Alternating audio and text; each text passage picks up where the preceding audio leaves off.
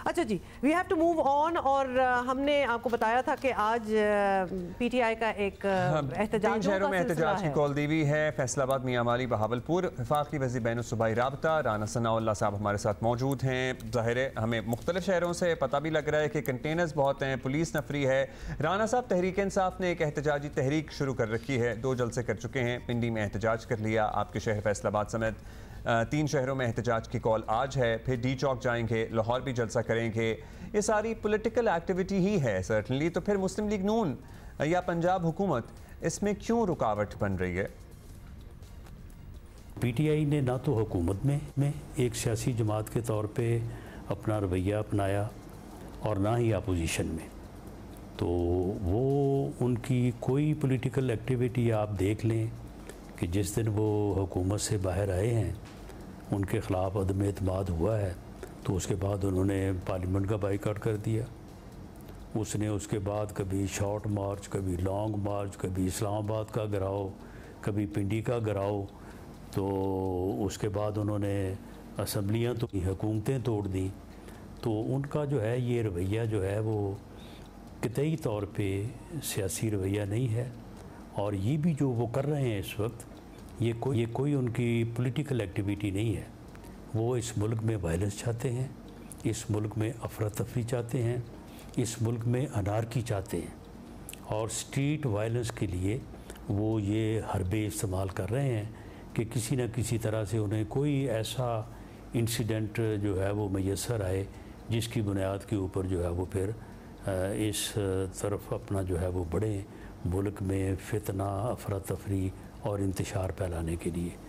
तो इसलिए उनको रोका जाना चाहिए। पहले भी उन्होंने तकरीबन कोई 1.5-2 साल इस किस्म की एक्टिविटी की और उसके बाद उन्होंने 9 मई किया। अब भी वो एक और इस किस्म के जो है वो हंगामे की जो है वो पादाश में है। और इसके लिए वो ये पहले जलसा करेंगे, फिर उसके बाद एहतजाज, फिर उसके बाद ऐसा ऐसा आगे बढ़ने की उनकी प्लानिंग है, जिसको हम पूरी तरह से जानते हैं, पूरी तरह से समझते हैं, हमारे पास इंफॉर्मेशन भी है। तो इसलिए इनको रोका जाना जो है वो बिल्कुल मुल्क के आइन, कानून, जमहूरियत के लिए ज़रूरी है। और हम इनको रोकेंगे जिन ज़राए से भी जो है वो एक बैलेंस्ड वे और विद इन लॉ लिमिट्स इनको जो है वो रोका जा सके। ठीक है राना साहब, आपने अपनी तौजी तो दे दी है, लेकिन हुकूमत रास्ते बंद करे, मुजाहरे रोकने के लिए पूरा जोर लगा दे, तो तहरीक इंसाफ का रद्द अमल भी ऑब्वियसली आप एक्सपेक्ट करें कि सख्ती होगा। कहते हैं ना कि गोली का जवाब गोली से देंगे, तो वो भी यही कह रहे हैं। खुदा ना करे कोई ऐसा मोड़ आ जाए कि तसादुम की शक्ल बने, लेकिन अगर ऐसा हो गया तो हुकूमत गोली का जवाब गोली वसूल करने के लिए तैयार हैं आप लोग इस चीज़ में? जी देखें, इसमें तो अब कोई शुबा नहीं रहा कि उन्होंने तो शुरू दिन से यही रवैया बनाया हुआ है। वो अगर उनकी हुकूमत है, वो हुकूमत में हो तो फिर पार्लियामेंट भी ठीक है, असम्बलियाँ भी ठीक हैं, सूबाई हुकूमतें भी ठीक हैं। लेकिन अगर वो हुकूमत में नहीं है तो फिर जो है वो एहतजाज है, लॉन्ग मार्च है, असम्बलियों को तोड़ना है। तो ये तो उनका रवैया जो है ये पहले दिन से है। वो किसी के वजूद को तस्लीम करने को तैयार नहीं है, किसी के साथ बैठने को तैयार नहीं है।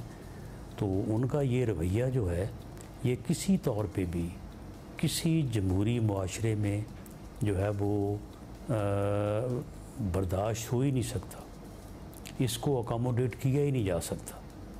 इसका हल वही है जो इनका 25 मई को जब ये इस्लामाबाद का घेराव करने के लिए आए तो जो हुआ था, और अब भी कमो बेश थोड़ी गुंजाइश और हिकमत के साथ इनके साथ वही रवैया अपनाया जाना चाहिए। ये किसी तौर पे भी जो है ये जमहूरी रवैयों के ऊपर नहीं आएंगे।